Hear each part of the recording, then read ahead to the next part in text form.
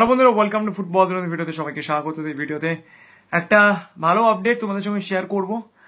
Live করা হয়তো possible হচ্ছে না, কারণ একটু আগে লাইভটা শেষ করেছি, আর সত্যি কথা বলতে গেলে লাইভ করার মতো এনার্জি আমার অবশিষ্ট নেই।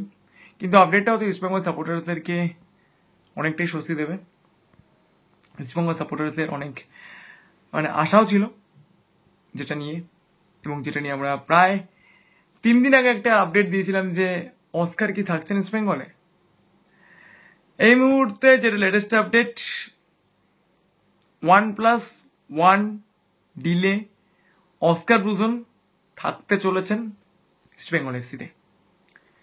টার্মস এগ্রি হয়েছে, অনেক কিছু ডিটেলস রয়েছে, লাইভ করে কালকের সকালবেলা বলবো যদি পাই আপডেট কোনো কনফার্ম। তবে এইটুকু বলতে পারি, Oscar Bruzon will stay in East Bengal FC for at least one season.